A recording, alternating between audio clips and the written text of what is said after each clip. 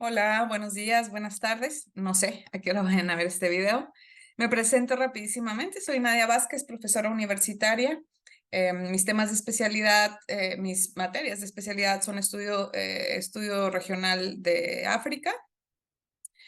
Mi tesis doctoral fue sobre programas de desmovilización, desarme y reintegración de niños soldados. Mi caso de estudio fue la intervención que la ONU tiene en la República Democrática del Congo, justamente para desmovilizar y reintegrar a la sociedad a niños soldados.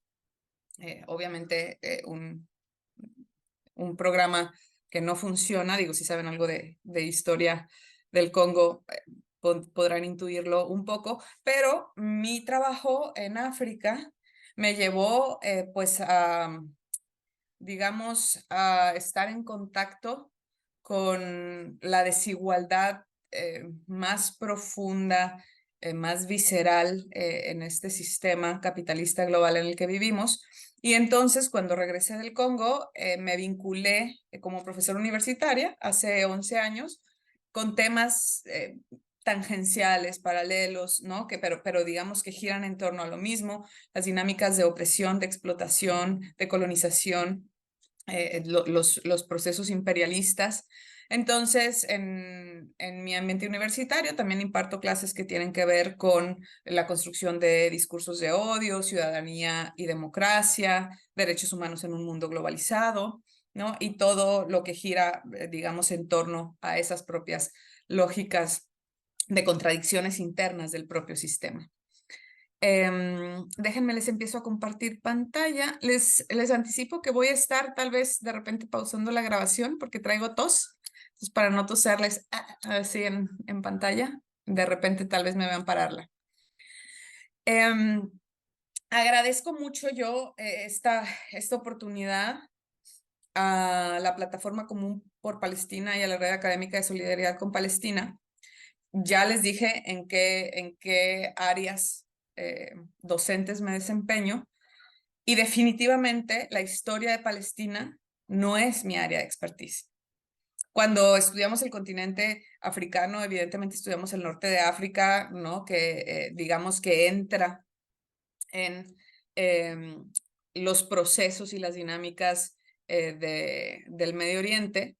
Sin embargo, no soy experta, pero me parecía cada vez más importante, desde antes del 7 de octubre, ¿no? Yo tengo acercándome al tema del genocidio del pueblo palestino desde de unos años para acá, después del 7 de octubre, de manera muchísimo más intensa, pero la razón por la que decidí participar en este tipo de intercambios, en estos eventos, es porque poca gente lo está haciendo.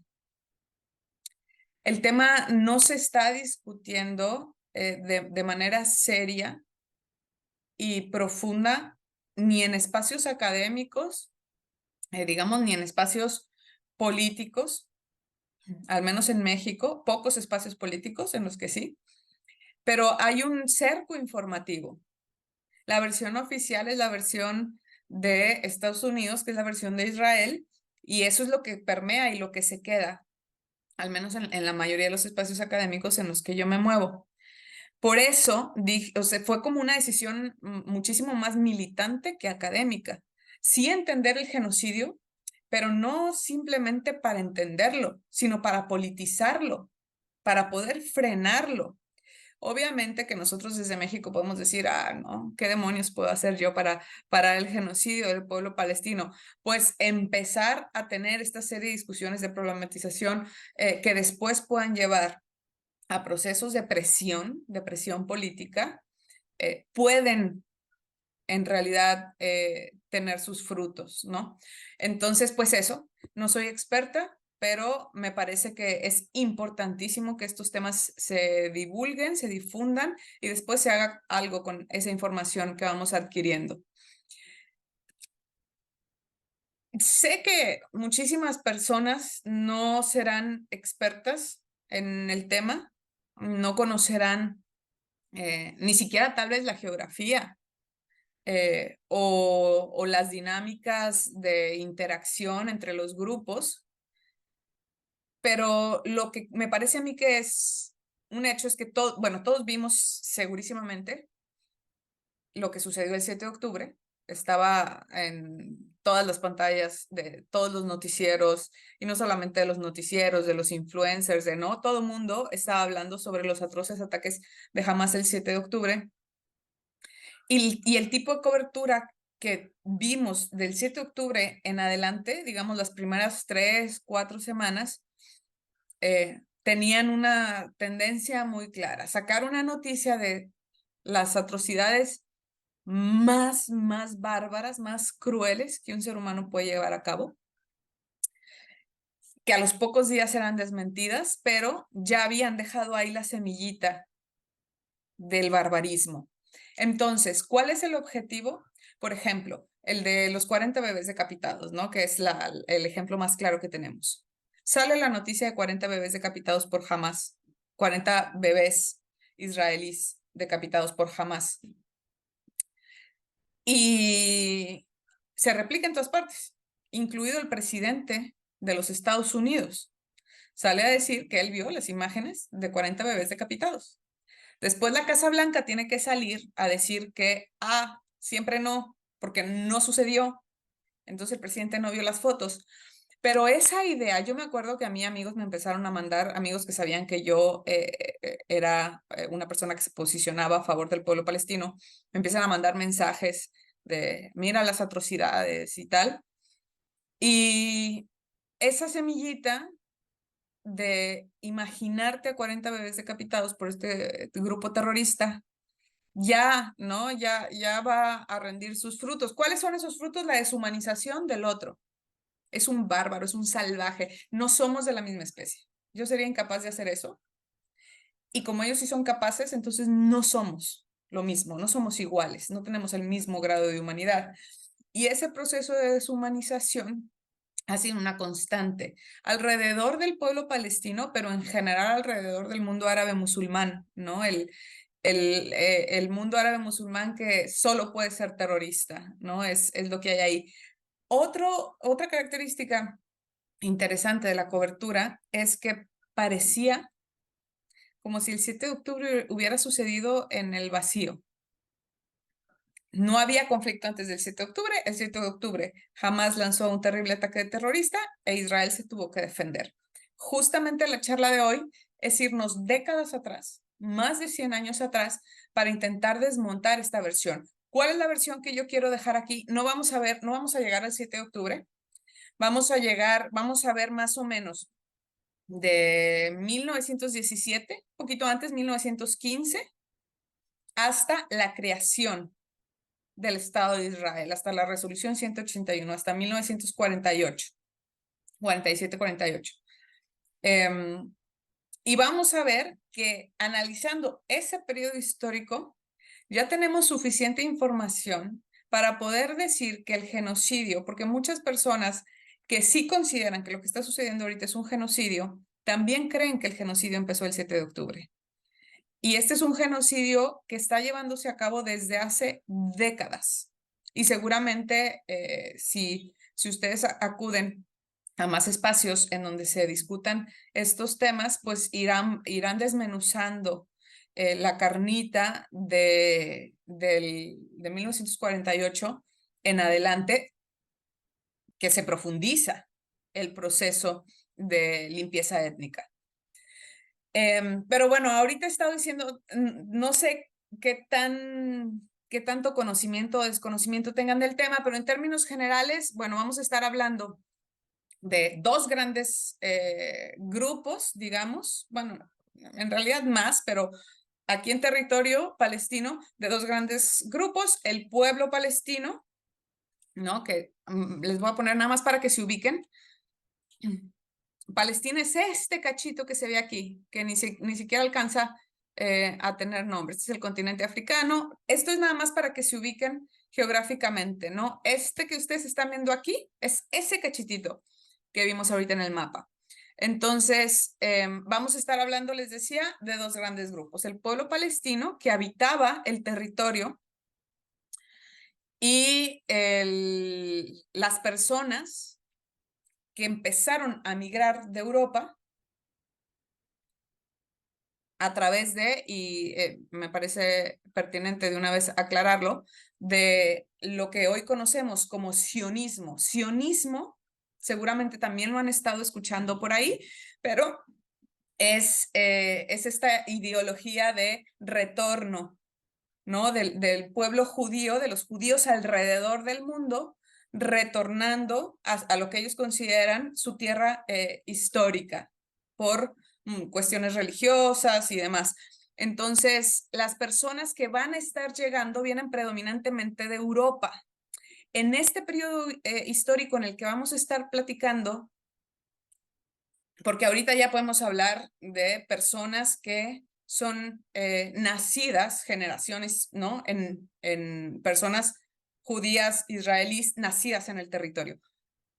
Pero ahorita no vamos a estar platicando de esas personas. Ahorita vamos a estar hablando de la inmensa mayoría migrantes. Había una población judía local, perdón, pero la mayoría fueron migrantes que empezaron a llegar después de que inicia el mandato británico.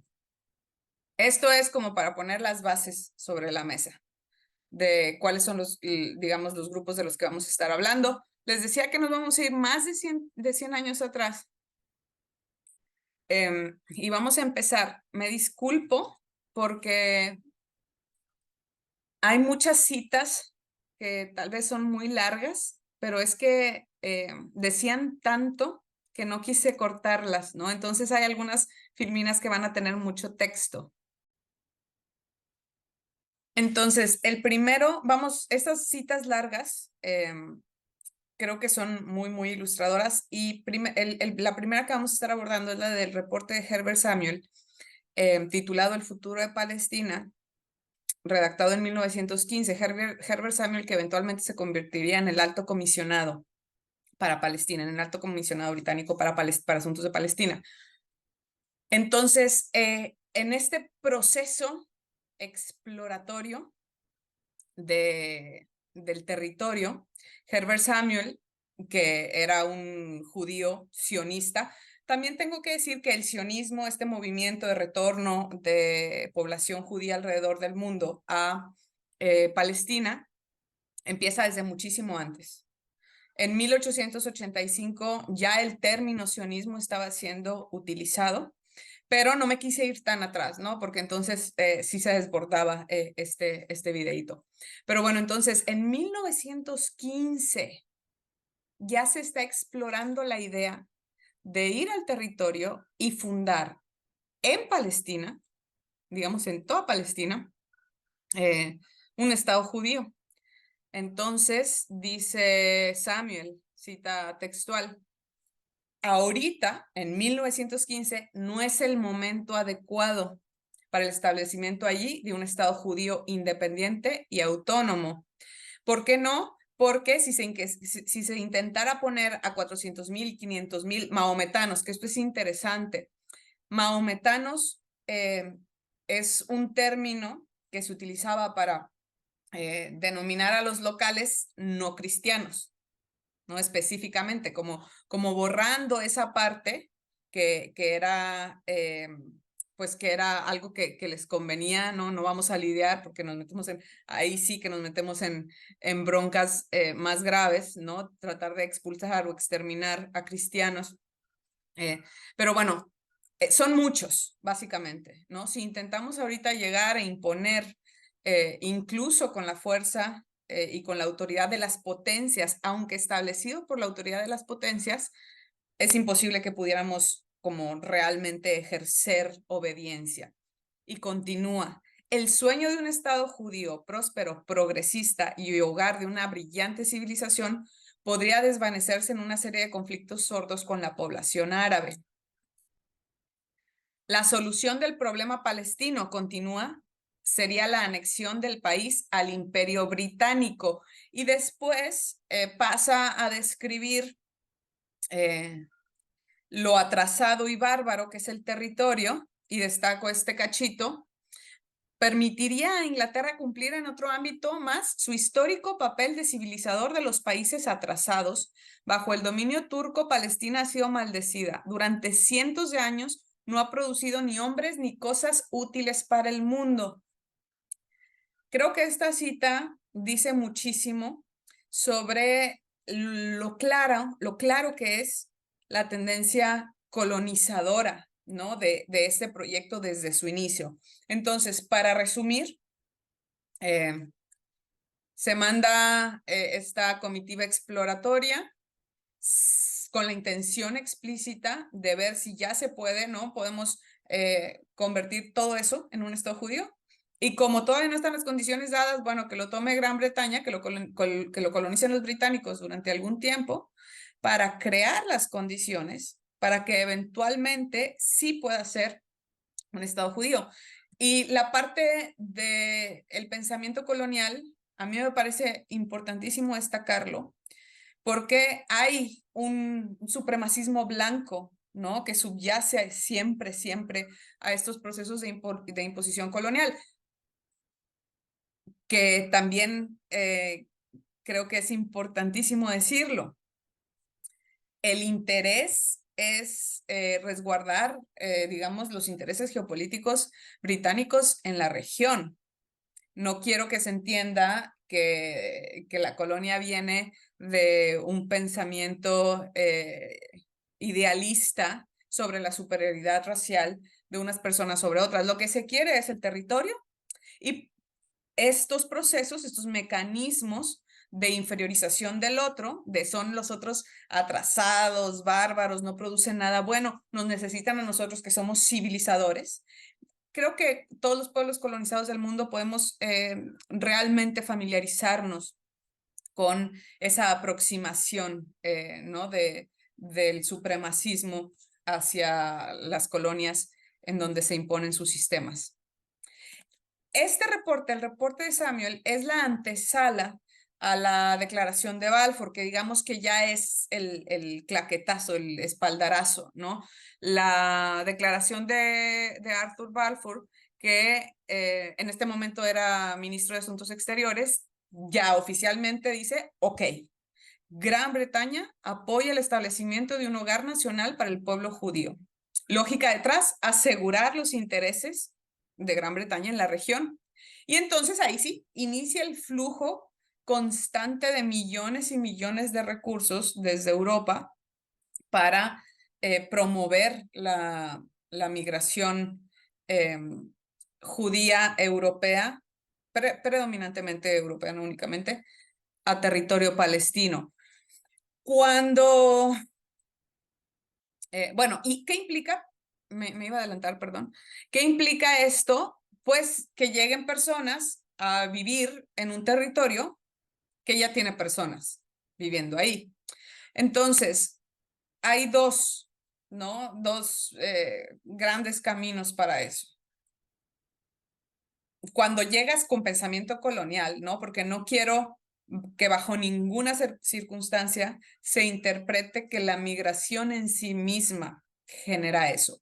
Pero ahorita ya es evidente que hay un proceso colonizador de por medio. Entonces, cuando hay un proceso colonizador de este tipo de por medio, o vas a instaurar un régimen de apartheid, que se quedan ahí, pero los controlas, ¿no? Que en el caso de Palestina podríamos hablar un poco de ambos procesos, que se quedan ahí, pero los controlas completamente, ¿no? Hay un ejercicio de imposición biopolítico, ¿no? De control de los cuerpos, o los expulsas por completo, los echas a ver qué hacen, ¿no? Que se vayan a donde puedan, quieran.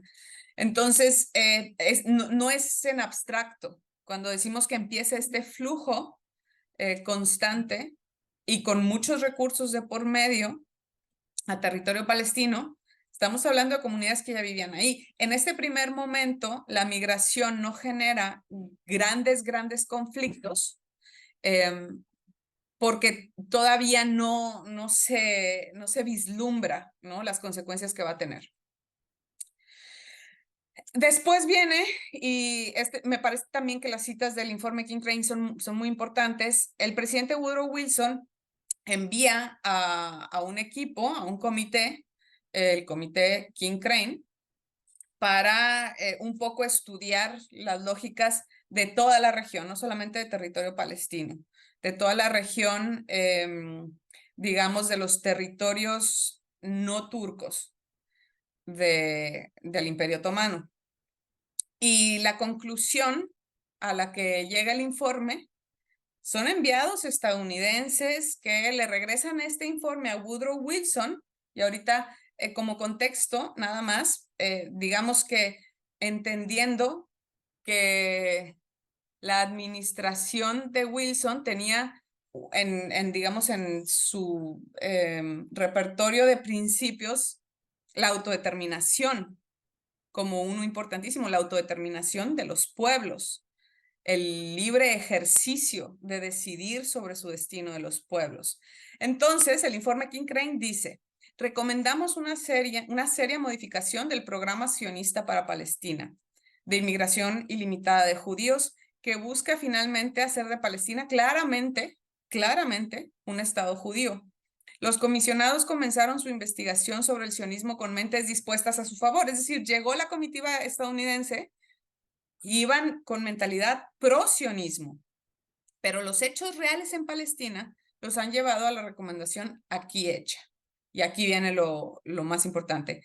Ni la erección de tal Estado judío se puede lograr sin la más grave violación de los derechos civiles y religiosos de las comunidades no judías existentes en Palestina.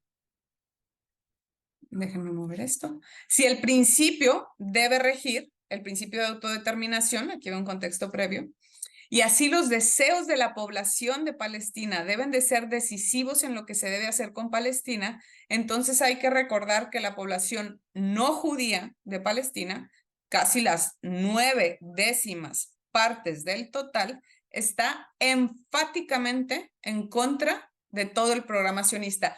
Entonces, ¿qué está diciendo aquí? Uno, que lo que se quiere es un Estado judío, y también hago una pausa para decir que no vamos a alcanzar a discutirlo en este video, pero hay una fuerte tendencia de muchos de los grupos políticos involucrados en la negociación, en la investigación, en la academia sobre lo que está sucediendo en el momento actual en Palestina, y su postura es 2 estados. ¿Cómo se va a resolver este problema? 2 estados efectivamente funcionando, ¿no? Que ya finalmente a Palestina se le dé su posición de estado de pleno derecho, y entonces 2 estados. Es claro por la abrumadora cantidad de documentación que tenemos al respecto que el sionismo nunca pretendió 2 estados. Nunca. Ni en 1885, ni en 1917, ni en 1947, ni en el 67. El objetivo, y hay vastas pruebas que lo respaldan, era un Estado judío en la región. Y entonces este informe dice, si eso se hace, sí o sí, no hay manera de que no suceda, va a haber gravísimas violaciones a los derechos civiles y religiosos de las comunidades no judías. Y añade, pues 9/10 partes no quieren eso. Entonces, si fuera una cuestión de decidir democráticamente el destino de ese territorio, definitivamente no sería un Estado judío como el sionismo propone. El flujo continúa, ¿no? El flujo de recursos, se facilita migración, no se compran vastos territorios, vastas cantidades de territorio que, digamos, bajo el régimen otomano se permite. La verdad es que no es que tenga muy claro cómo era la tenencia de la tierra, pero hay muchas facilidades, ya sea por personas que están viviendo en Europa, que son de la región, pero que no viven ahí y entonces venden sus terrenos, o territorios que son vendidos directamente de los otomanos a los sionistas. Pero el punto es que el flujo continúa y el desplazamiento de comunidades también se profundiza, ¿no? Cada vez más. Y entonces en 1935 tenemos registrada la primera resistencia armada con tintes revolucionarios, porque ya había habido, ¿no? Ya había habido, no sé si decirles resistencias armadas, pero definitivamente conflictos armados. La gran mayoría, sobre todo en las primeras décadas, eran, digamos que, peleas delincuenciales o de ese tipo. Pero en 1935 hay un intento de levantamiento revolucionario, y aquí también aprovecho para hacer una aclaración. Yo cuando hablo de la resistencia armada palestina, yo sé que es conflictivo porque es importante reconocer que hay actos terroristas que se han llevado a cabo, sin duda alguna, hay actos terroristas que se han llevado a cabo, pero sin duda alguna, también hay actos terroristas que se han llevado a cabo por parte del sionismo, y no solo son muchísimos más, sino que son con muchos más víctimas, es decir, de mayor alcance, de mayor brutalidad en la inmensa mayoría de los casos también. Entonces, si en los medios de comunicación a Israel se rehúsan a llamarle terrorista, pero a los grupos armados palestinos sí se les dice terroristas, hay claramente y sin lugar a dudas un proceso de deshumanización del otro, que es siempre un elemento central en las aproximaciones que se tienen al problema desde la óptica sionista. ¿Por qué unos terroristas sí y los otros no? Porque unos se analizan desde la lógica del poder. Es más, perdón, no, los dos se analizan desde la lógica del poder, pero unos estando en el poder, entonces no se autodenominan terroristas y denominan al otro terrorista. Y por negarme a esa deshumanización del otro palestino, eso no quiere decir que yo niegue la existencia de grupos terroristas, que son árabes musulmanes. Por supuesto que los hay, pero no tiene nada que ver un grupo como Estado Islámico con un grupo como Hamas, simple y sencillamente por las condiciones en que operan y por los objetivos que persiguen. Entonces, esta revuelta armada podríamos rastrearla como el primer ejercicio de un intento de levantamiento con el objetivo de desmantelar el proceso sionista que se estaba llevando a cabo, es decir, el proceso de la construcción del Estado de Israel como lo tenían pensado los sionistas. Es muy rápidamente sofocada, Al-Qassam asesinado, pero inicia una revuelta judía, perdón, una revuelta palestina muchísimo más amplia que dura del 36 al 39. Déjenme, bueno, me voy a ir a la revuelta y ahorita regreso a esta cita de Ben Gurión. O sea, después del asesinato de Al-Qassam, inicia una huelga general, toda la población se va a huelga y con ella un proceso revolucionario de 3 años que eventualmente también es aplastado con grandísimas bajas, ¿no? Del lado palestino, estos números yo los he consultado en un montón de fuentes diversas y pues varían muchísimo, ¿no? De fuente a fuente, pero las fuentes van desde entre 4,000 y 10,000 palestinos muertos, y en el lado de los soldados británicos también he visto fuentes que los cuentan en los 40, 50, hasta 150, y a los judíos hay fuentes que los cuentan en los 100, 150, hasta 400. En cualquier caso, la inmensa mayoría de los muertos fueron palestinos. Y algo que es muy importante mencionar de este momento es que inicia el proceso que se instaura por aquí, más o menos, y que se queda hasta el día de hoy, que es lo que conocemos como castigo colectivo. Se demolieron 200 casas, ¿no? Ahorita lo que estamos viendo en la crisis actual es el bloqueo, no entra comida, no entran combustibles, no hay capacidad de producción de electricidad, no entran insumos médicos. Es castigar a toda la población con la intención de que pues sea la propia población quien aplaste a la resistencia, y también con el propio objetivo de genocidio, ¿no? En este caso en particular. Pero ya vemos estos procesos de castigo colectivo presentes y fuerte, ¿no? De manera fuerte. Otro elemento que es importantísimo mencionar de esta revuelta es que inicia por parte de Gran Bretaña el monitoreo así con lupa de la tenencia de armas por parte de los palestinos. Se confiscan todas las armas. Y ya estamos viendo también cómo esta separación de los caminos, que después se hace absoluta y contundente, de unos pocos judíos al principio, judíos sionistas, al principio,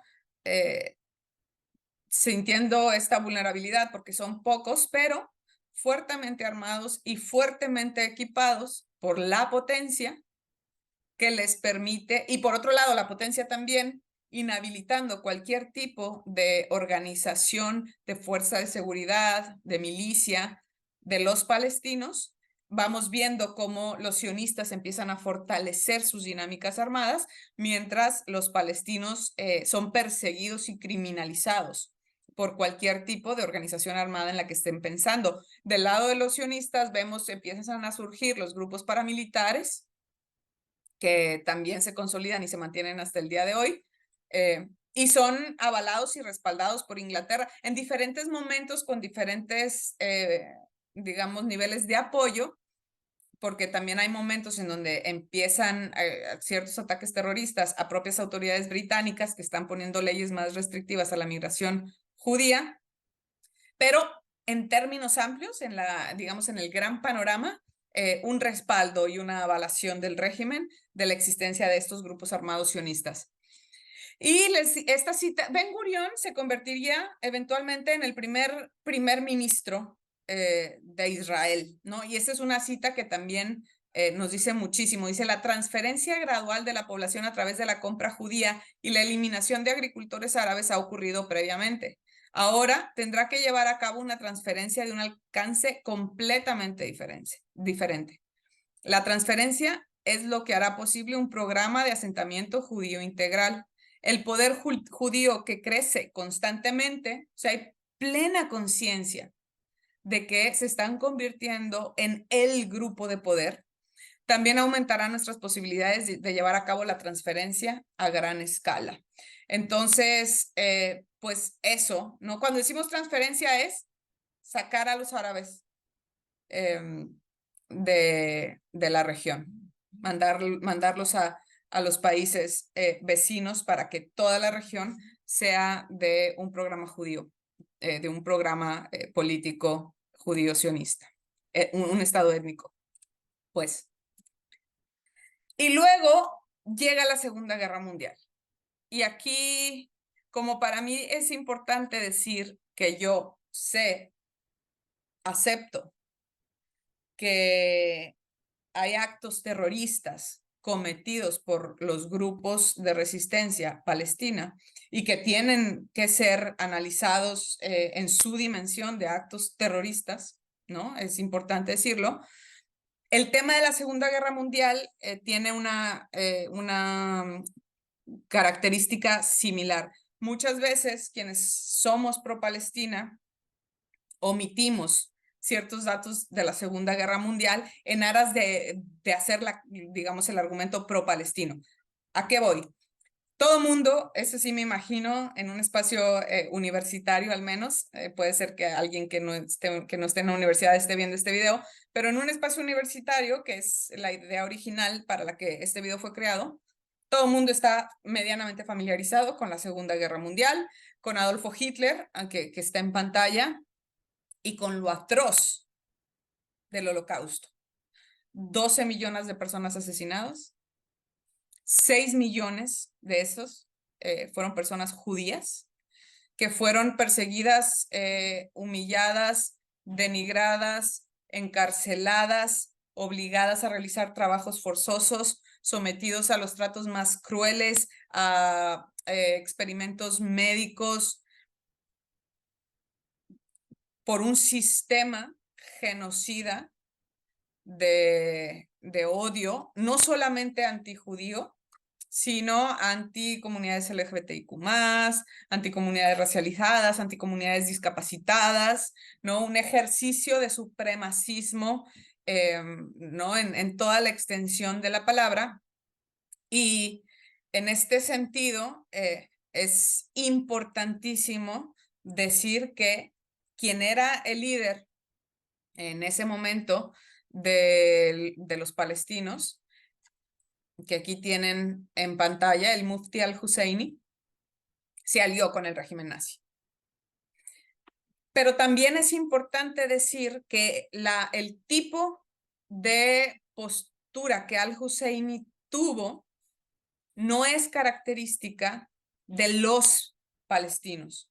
Y hay que decirlo fuerte y claro, porque muchas veces yo he escuchado a personas que intentan justificar esta alianza diciendo, es que no es que él fuera antisemita, es que estaba intentando buscar a los aliados que le ayudaran a, pues, a defender su territorio y eso representaba. Hay discursos que son antisemitas hasta la médula de al-Husseini. Hay textos escritos, es decir, la información está ahí, ¿no? Un antisemitismo rampante. Eso no significa que los palestinos fueran antisemitas, y así es como la versión sionista lo ha intentado retratar. De hecho, los palestinos, digamos que en este reconocimiento, esta toma de conciencia de ser un pueblo colonizado en lucha, queriendo combatir al otro, sí entendían que parecía que Alemania era peor que Inglaterra, que no necesariamente es cierto, ¿no? Podemos encontrar ejemplos por aquí, por allá y por acullá, o sea, podemos hablar de Kenia, podemos hablar de Sudáfrica, en realidad, igual los franceses en Argelia, en realidad las técnicas de campo de concentración, de exterminio, de tortura, de control del otro, de la vida y la muerte del otro, era muy similar en todas las potencias coloniales de la época, pero por el fascismo, ¿no? El papel de Italia en Libia y demás, sí había como esta noción en el pueblo palestino de que parecía que eso era algo peor.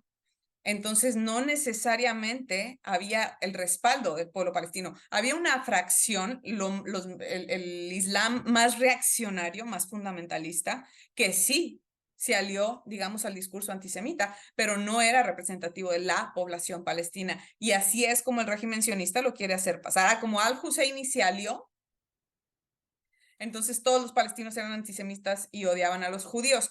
Es un poco lo que estamos viendo ahora, ¿no? Joe Biden está cometiendo un genocidio, está financiando y mandando las armas para un genocidio. Y el pueblo no es representativo del pueblo estadounidense en lo absoluto. Las encuestas lo dicen, ¿no? La información está ahí, está clara. Tanto republicanos como demócratas están a favor de un cese al fuego. Imagínense, eso ya es muchísimo decir. Entonces, pues eso, pero tampoco podemos borrar el pedazo de historia.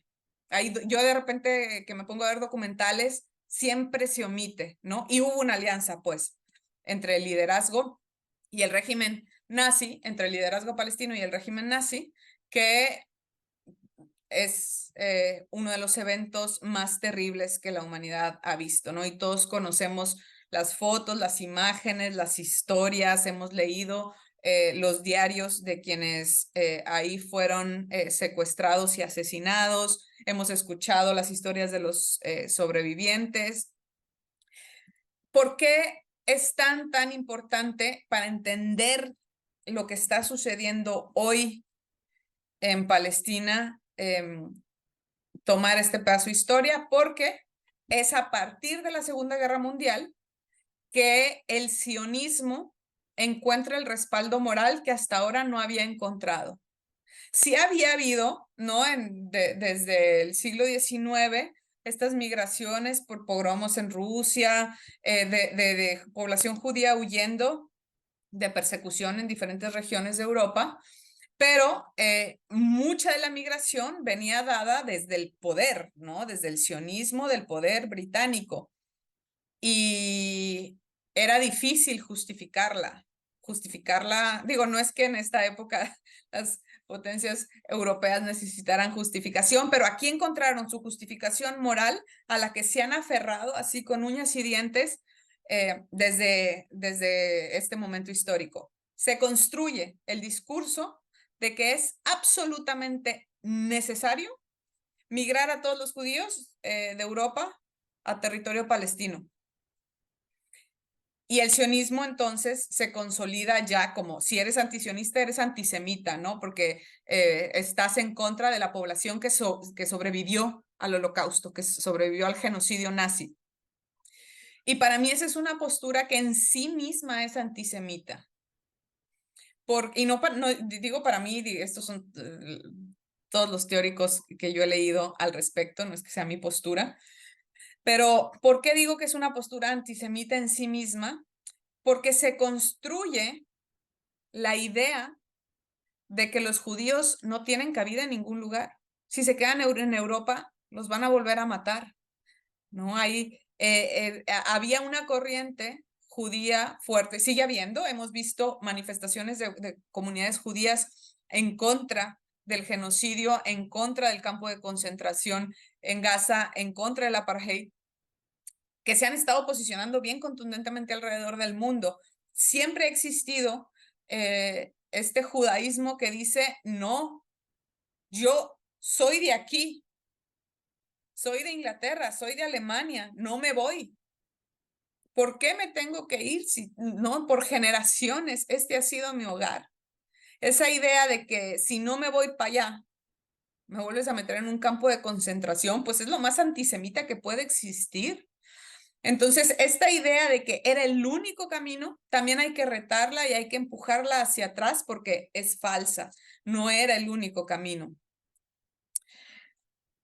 Y de hecho, se construye como la idea de salvación, ¿no? Vamos a combatir el nazismo, que es absolutamente incongruente. Vamos a combatir el nazismo de la Segunda Guerra Mundial mandándolos para allá, pero aquí en nuestro territorio vamos a seguir permitiendo la existencia y el fortalecimiento de grupos que son clara y abiertamente fascistas, que son nazis.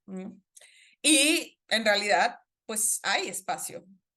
Hay espacio, resguardo y cariño para estos grupos en sus lugares de origen, que terminan siendo los grupos que siguen siendo antisemitas, terriblemente antisemitas, y que también son antimigrantes de cualquier tipo de migrante que sea pobre, ¿no? Lo que les molesta es el migrante pobre, y que aparte están en ascenso en muchísimos lugares del mundo, ¿no? En ascenso con respaldo de líderes, de presidentes, de primeros ministros. Cada vez que alguien, y esto es algo que sucede históricamente y se ha enfatizado en estos últimos 4 meses, cada vez que alguien defiende a Palestina, públicamente se le acusa de antisemita. Si tú defiendes a Palestina, odias a los judíos. Y también aprovecho este momento para decir que eso es absolutamente falso. La inmensa mayoría de mis compañeras, mis compañeros, tanto en el ámbito político como en el ámbito académico, que son pro Palestina, no tienen una gota de antisemitismo en ellas. De hecho, cuando nosotros aquí en Monterrey, yo estoy hablando desde Monterrey, en Monterrey hemos estado organizando eventos, aunque en Monterrey es duro, es difícil, no hay mucho espacio para este tipo de eventos, pero sí hemos realizado boicots, mítines, marchas a favor del pueblo palestino, y de repente se nos ha colado ahí un antisemita y lo corremos de inmediato. Y eso lo tenemos que hacer de los espacios. No le tenemos que dar ni un centímetro a discursos antisemitas, ni un centímetro de cabida a discursos antisemitas en nuestros discursos de defensa pro-palestina, porque no son equivalentes. Y eso hay que defenderlo a capa y espada. Ser pro-Palestina no es equivalente a ser antisemita, aunque legislaciones de muchos lugares del mundo así lo estén intentando hacer pasar. Es tan absurdo que haya países europeos que estén intentando legislar en ese sentido. Es tan absurdo que cuando un judío sale a protestar por la defensa del pueblo palestino, la policía lo mueve a golpes por antisemita al judío, ¿no? El colmo del absurdo. Y pues bueno, ya durante la Segunda Guerra Mundial, que Inglaterra pues está lidiando con mil cosas, con un proceso de debilitamiento y ya el establecimiento o el proceso muy, muy claro de que va a ser Estados Unidos quien tome la batuta de el problema palestino en este proceso. La Organización Sionista Mundial, presidida por Weizmann, estrecha los lazos con Estados Unidos de manera muy, muy clara, y es cuando ya Gran Bretaña empieza el proceso de transición, ¿no?, hacia la ONU y eventualmente Estados Unidos convirtiéndose en la potencia que tendrá la capacidad de decidir, hacer y deshacer, como sigue sucediendo hasta el día de hoy. Así es como llegamos a noviembre de 1947, ¿no? Gran Bretaña va a terminar su mandato. Se decide que será el 15 de mayo, cuando Gran Bretaña termine su mandato en Palestina. En realidad se corre al 14 de mayo por el Sabbat. Y en noviembre de 1947 se aprueba la resolución 181 de la ONU, que es una resolución que decide la partición del territorio en un estado árabe y en un estado judío. En este momento, la población judía representaba alrededor del 5.5% de la población y se le asigna alrededor del 55-56% del territorio. Imagínense. Y a la población árabe se le asigna como el 41-42%, y luego queda Jerusalén como territorio internacional, que está aquí marcadito en blanco, y queda partido, ¿no? Entonces, ya acercándonos al final de esta explicación, de esta plática, ponencia, no sé cómo decirle, vemos que de entrada es injusta la partición, ¿no? El 6% de la población se va a quedar con el 55% del territorio, y entre noviembre del 47, que se aprueba la resolución. Importantísimo decirlo, obviamente la población palestina rechaza la resolución por completo, los estados árabes rechazan la resolución por completo, pero finalmente se aprueba por mayoría. Y entonces entre noviembre, que se aprueba, y mayo, hay una intensificación del proceso de desplazamiento que ya venía de por sí profundizándose, intensificándose. Y entonces hay todo este vaciado de las ciudades árabes que se conoce como Al-Nakba, la catástrofe en árabe. Y la Nakba, ahorita probablemente ustedes hayan visto ese término utilizado, ¿no? Ahorita se está llevando a cabo una segunda Nakba, se dice. Pero en realidad la Nakba es un gran proceso histórico, llevándose a cabo desde finales del siglo XIX hasta el día de hoy.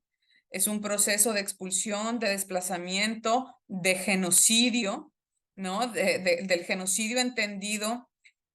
No me puedo meter en esto de manera profunda, pero según los planteamientos de genocidio que tenemos hoy en día, digamos, las nociones normativas que tenemos hoy en día, lo que está sucediendo en Gaza es un genocidio, sin lugar a dudas, es un genocidio. La intención es clara, ¿no? Que todo el mundo dice, siempre saca el tema de, es que no hay intención, por supuesto que hay intención, pero a mí me gustaría simplemente decir que hay elementos adicionales que no son considerados en la normativa que tendrían que ser considerados en la normativa. Porque no, el genocidio normalmente lo entendemos como la eliminación, el exterminio de un pueblo o de parte de un pueblo, pero el pueblo entendido como el ser humano, ¿no? El cuerpo humano. Y en realidad el territorio, los procesos culturales.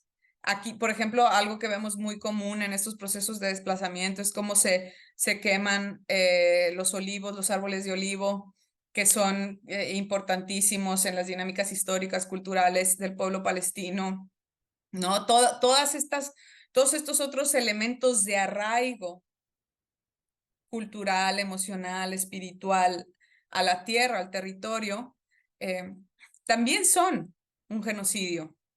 Pero bueno, regresando, la Nakba pues normalmente se estudia como este periodo 47-48, tal vez 49, pero desde mi perspectiva la Nakba es un proceso histórico continuo, ¿no? Que ha tenido momentos de mayor intensificación, como sería el 47, o la actualidad, pero que es continuo. ¿Cómo? Hay ciudades diferentes ciudades en las que hubo diferentes procesos. Normalmente la historia sionista lo que dice es que fueron los líderes árabes que les dijeron a sus poblaciones, no, abandonen territorio y luego vamos a regresar reorganizados para lanzar un contraataque y recuperar el territorio. Pero lo cierto es que ya había habido una ininterrumpida serie de ataques, de matanzas, de masacres, de quema, ¿no? De tácticas de tierra quemada. Y la población tenía muchísimo miedo. Para este momento histórico, Israel ya tenía a su fuerza armada bien sólida, organizada, porque aparte habían heredado, digamos, todo aquello que Gran Bretaña estaba dejando o iba a dejar, porque también es importante decir que muchísimos de los desplazamientos, de las evacuaciones, de las expulsiones forzosas, se dieron en presencia todavía de los británicos en territorio palestino. Y eventualmente, cuando termina el mandato británico y salen los británicos, pues continúa el proceso de desplazamiento. Pero no solo los británicos lo presenciaron, sino que lo facilitaron. Pues simplemente como un dato, los británicos dejaron 2.700 edificios de gobierno, 50 estaciones de tren, 3.000 kilómetros de carreteras pavimentadas, numerosos puertos de mar, 37 campos militares con todo el armamento correspondiente, todo esto al Estado de Israel, al recién formado Estado de Israel. Importante también decir que el 14 de mayo Israel lo celebra como su independencia, pero Israel no existía, ciertamente, ¿no? No se independizó en la medida en que no existía y no tenía un régimen colonial impuesto como tenían los palestinos con mandato británico. Era muy diferente la relación.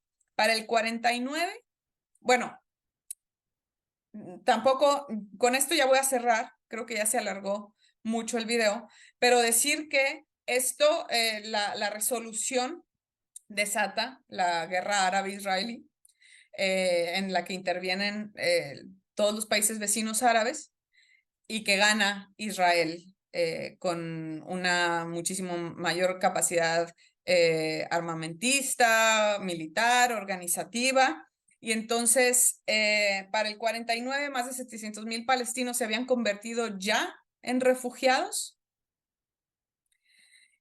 Y después de ganar la guerra, Israel se anexa otro cacho del territorio y su control termina siendo el 78% de la Palestina histórica, ¿no?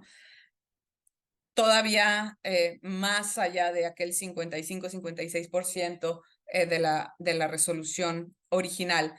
También es muy, muy, muy importante decir que desde el momento de los desplazamientos se determinó el derecho de retorno de los desplazados y su descendencia. Es decir, que el pueblo palestino que fue expulsado de sus comunidades, de sus aldeas, de sus ciudades, tiene por derecho, debería de tener por derecho la capacidad de regresar. Pero no hay absolutamente ningún plan por parte del Estado de Israel o de sus aliados de poder facilitar dicho retorno. De hecho, lo que estamos viendo el día de hoy, que es el desplazamiento, ahorita estoy grabando, creo que es 13, déjenme ver si es 13 de febrero,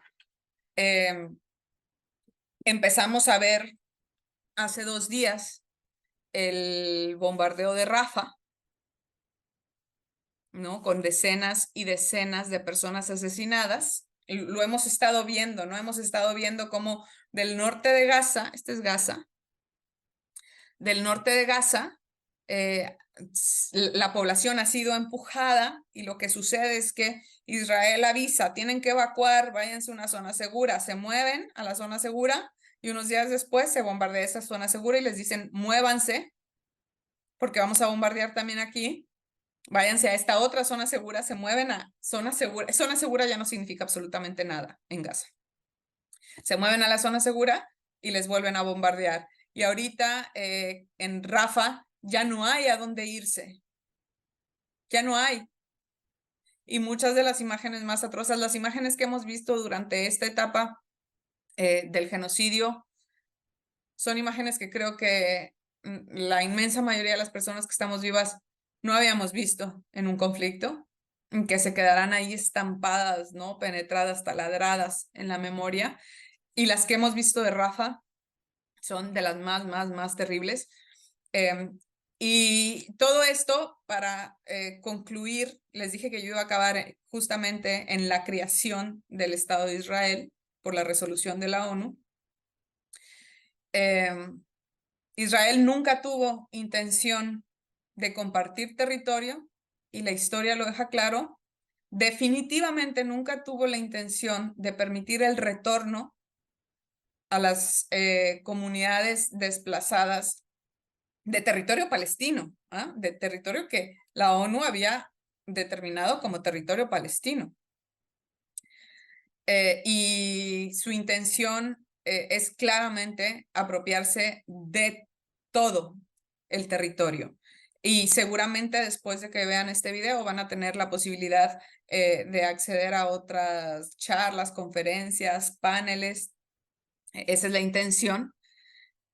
Y podrán corroborar que a partir del 48-49, pues el proceso se ha intensificado, el proceso de desplazamiento y también de construcción de un régimen de apartheid, en donde se controla absolutamente todo la vida de los palestinos e incluso yo ya ni siquiera le llamaría régimen de apartheid, ¿no? Es un campo de concentración, de exterminio.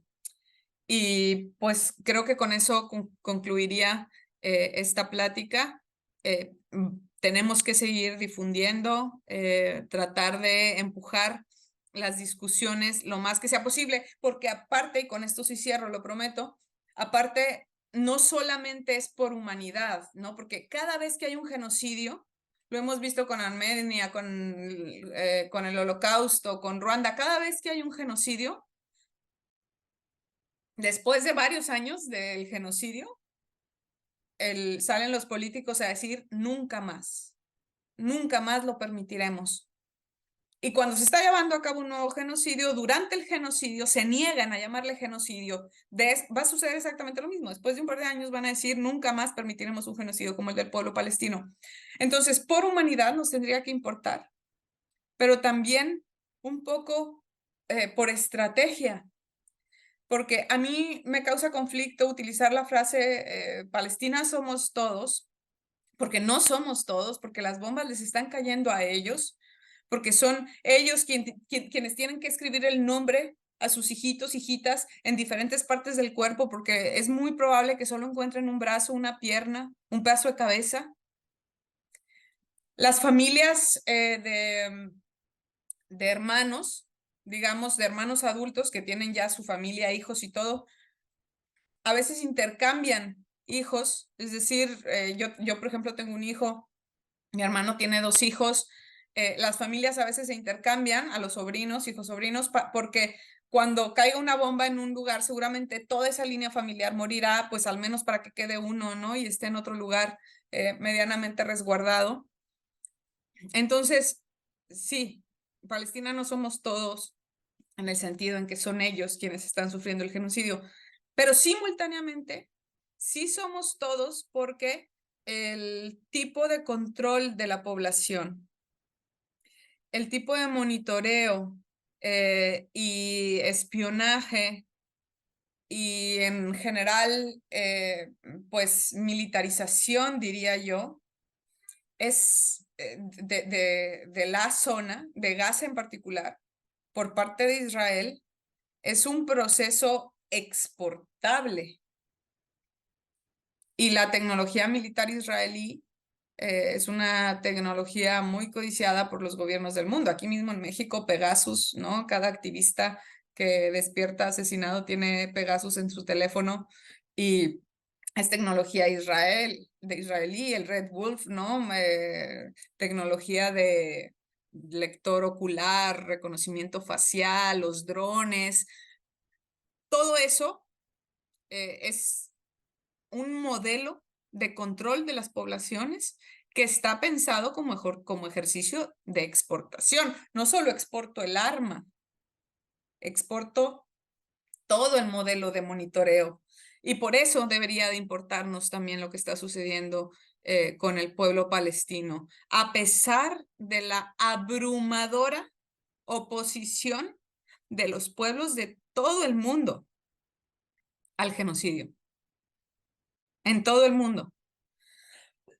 Incluso en países en donde no les dejan manifestarse, como en Inglaterra, donde no pueden cantar consignas pro Palestina porque los acusan de antisemitas y no, ya hay penas por posicionarse al respecto. Entonces, pues, espero que esto haya servido un poquito para esta toma de conciencia, esta complejización de la realidad del pueblo palestino y pues nada más terminar diciendo que viva Palestina libre y espero que puedan asistir a muchísimos eventos de discusión sobre el tema. Muchas gracias.